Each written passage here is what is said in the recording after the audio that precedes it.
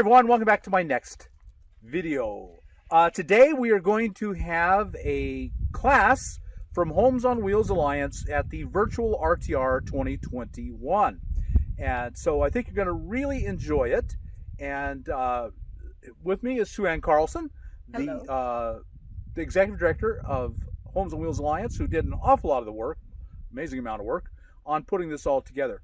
So, Sue Ann, tell us about a little bit about what's going on here. So from January 14th to January 21st, 2021, we have online RTR and women's RTR classes that will be offered on the Homes on Wheels Alliance YouTube channel.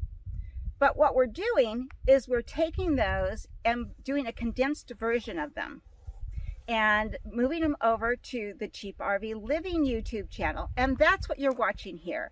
So this is a monetized channel, but all the money that you make by watching the videos, you're going to make me money by watching the videos, all of that money will be forwarded to, from now on and forever, will be forwarded to Homes on Wheels Alliance. So I'm not making any money on this. It will be a contribution to Homes on Wheels Alliance. Now, because this is a condensed version, there's a whole version on the Homes on Wheels Alliance YouTube channel. And if you go there, you'll see the whole thing, including questions and answers afterwards. So while this is condensed, you can see the whole thing by going to Homes on Wheels Alliance. And how will they find that? In your YouTube channel search bar, type in Homes on Wheels Alliance, and it will come up. So once you go to the channel, or this channel, Cheap RV Living, there will be a playlist that says RTR, Virtual RTR 2021. And so you can see all the classes there in order and see them all at once. So next we're going to play the video of the class, and I hope you enjoy it and learn a lot from it, and we'll see you at the end of the video.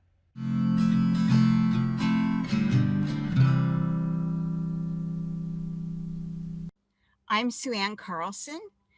I'm the Executive Director of Homes on Wheels Alliance, sometimes called HOWA, which is our acronym, HOWA. And welcome to this 11th annual RTR. This morning's topic is about boondocking. And I would like to introduce our speaker. Her name is Abby Rodriguez, and she joins us from South Carolina. She and her wife, Natalie, live in a van, and they've been doing so for 2 years.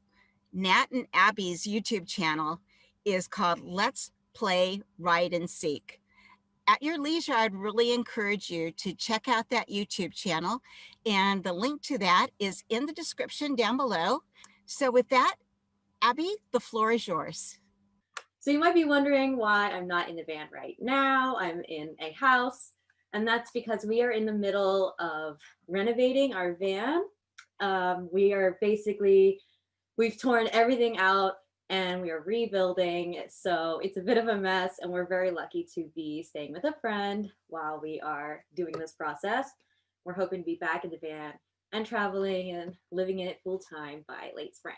Today, I'm going to be speaking about boondocking. My wife, Natalie, and I, we've been living in our van for 2 years, driving around North America.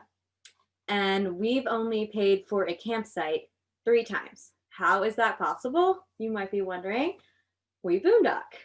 So what is boondocking? If you're new to the camping scene, there's a pretty good chance this is the question that's rolling around in your head right now. Boondocking is off-grid camping, or camping outside of developed campgrounds or RV parks. It also means camping without amenities, without luxuries, without electricity, water, or sewer hookups. It could also mean that you have the luxury of camping without a neighbor in sight and with some absolutely gorgeous scenery right outside your window. And it also means that you could be camping for free, which is something that we can all appreciate. Other terms might include primitive camping, because you're out in a primitive area, so nothing around, out in the wild. Again, wild camping. These are all other terms for boondocking. Dry camping is going to be the one that you'll probably hear the most often, but other terms to look out for are primitive camping and wild camping. Another term you might hear is dispersed camping. Generally, this applies to boondocking in the forest. And again, it just means camping outside of developed campgrounds. Now, another term that you might not have heard of is wally docking. Staying overnight in parking lots like Walmart is technically dry camping, but we call this wally docking or simply overnighting. It doesn't really capture the essence of boondocking, but if you are a full-time nomad like myself and my wife, you'll probably do your share of wally docking. Maybe you need to stay overnight at a friend's driveway. We call this mooch docking because, I mean, come on, how can you not stay in a friend's driveway and ask for a hot shower? If this sounds really appealing to you, getting out into the wilderness, it's real camping without, other people around and just really being able to be in a remote location, then you might be wondering, well, how do I find these boondocking sites? Depending on where you plan to go camping, you'll want to do research on that area. Through research, we discovered that there is a ton of public land here in the USA where you can camp for free. A couple of areas that came up when we were doing our research were the Bureau of Land Management, national forests, and national grasslands. Specifically in this class today, I'm going to be talking about how to find boondocking here in the United States of America or Canada, Mexico, because that is personally what I have experience with. The Bureau of Land Management, also referred to as BLM land, these areas are really abundant out west, and they have become really some of our favorite places to go boondock.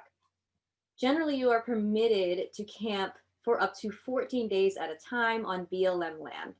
Now, national forests and national grasslands across the USA allow dispersed camping as well, outside of developed campgrounds. However, the rules can vary from national forest to forest.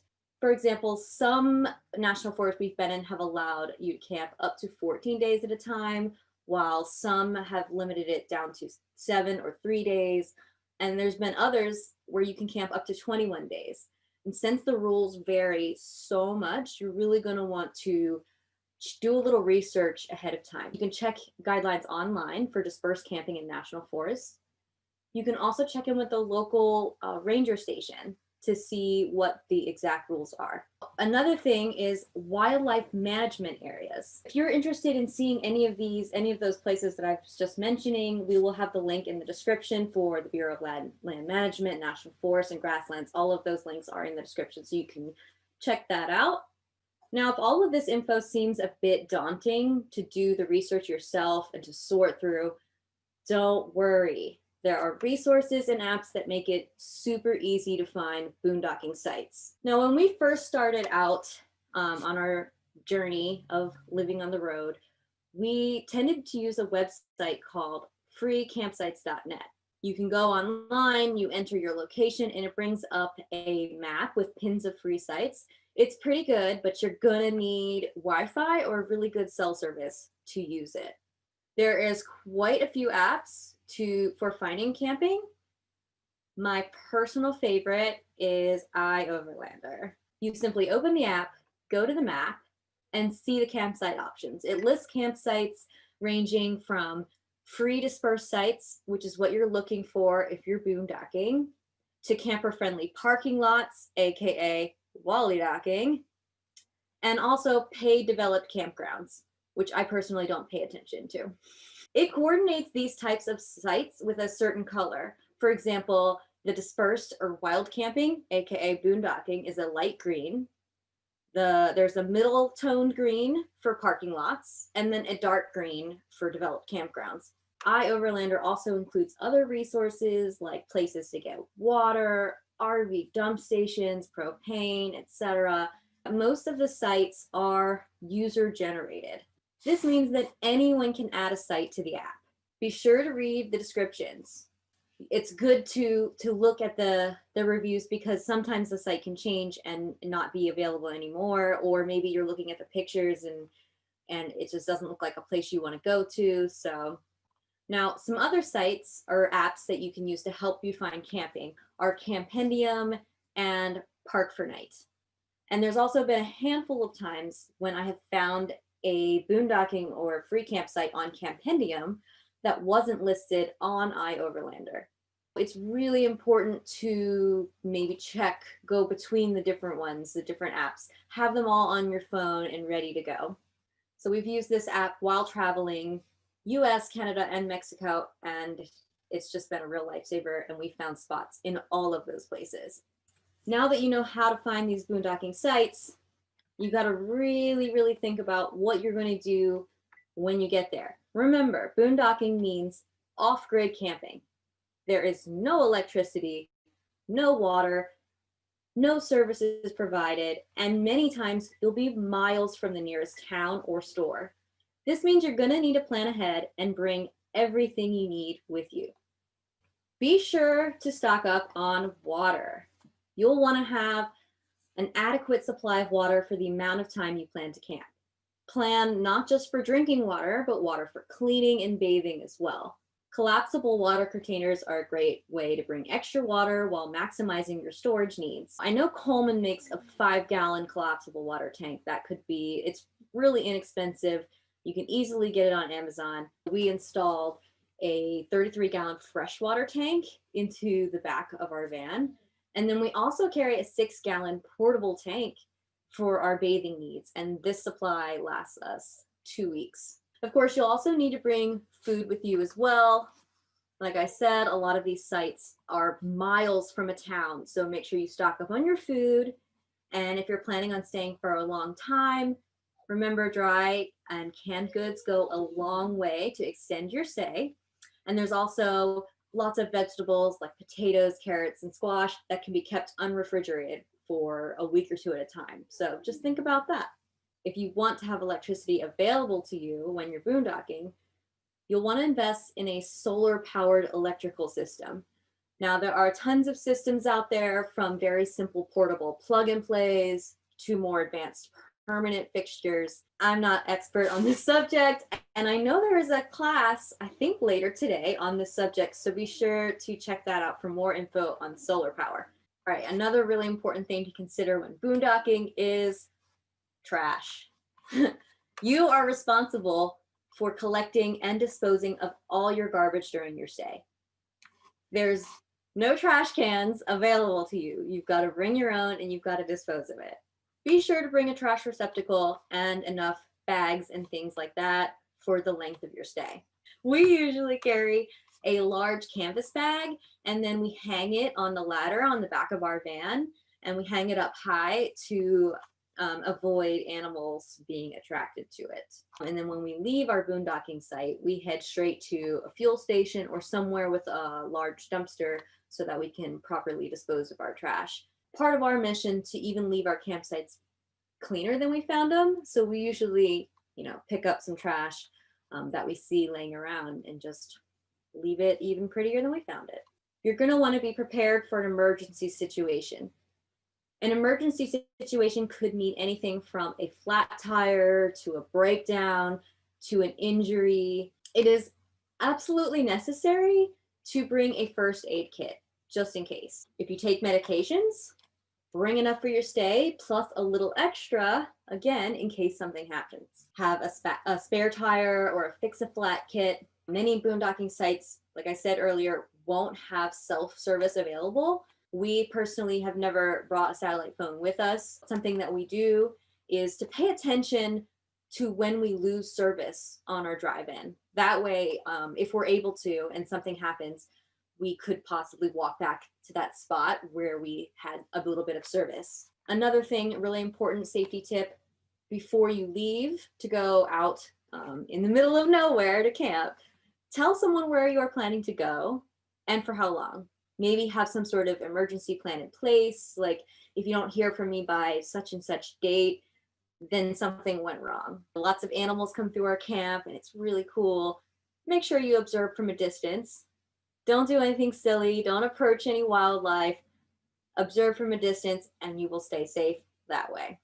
Don't let the possibility of something bad happening scare you from taking the opportunity to boondock. Just take these precautions and know that you are prepared, and then you can really go and enjoy yourself. Most boondocking sites are down a long dirt road. Most of these roads are doable for all vehicles, but it will be a slow, bumpy drive. There are some that are high clearance or 4x4 roads only. So you're going to want to do your research, and if possible, read reviews on the apps like iOverland or Campendium, Park for Night, to make sure that your vehicle is going to be able to make it down the road. Plan to get to camp early. Since you're going to be driving down dirt roads without lights, it's going to be difficult to see in the dark. Also, you'll want daylight to properly choose your site and set up camp. It would be a huge bummer to arrive in the dark and set up, only to realize the next morning that a better view or better site was just a little further ahead. Have a plan B and be flexible. It's possible you'll get to a site and it doesn't work out. Always have a backup plan and be flexible about having to change at the last minute. Another tip, avoid arriving on a weekend. If you can, try to arrive on like a Sunday afternoon through Thursday so that you have more options to choose from. And lastly, be open for an adventure. Unlike developed campgrounds where you make a reservation and know exactly what you're getting into, boondocking is an adventure. I definitely recommend boondocking for anyone looking to have an adventurous experience camping out in nature. You're going to be rewarded with just beautiful scenery, peace, solitude, and so much more. There's definitely pros and cons and things to weigh out, but overall, I think you're really going to love your boondocking experience, and I really hope that some of these tips help you to get started on your own boondocking adventure. That was some very good teaching. I think you got a lot out of it. But this was a condensed version. So to see the entire thing, including questions and answers, where do they need to go? You can go to the Homes on Wheels Alliance YouTube channel. In your search bar, just type in Homes on Wheels Alliance and it'll come up. And once there will be a playlist there of all the RTR videos in their entire length. So there'll be a lot more info there than this condensed version. Well, I hope you got something out of this video. If you did, like us on YouTube, subscribe to the channel, hit that thumbs up button, and we'll talk to you later.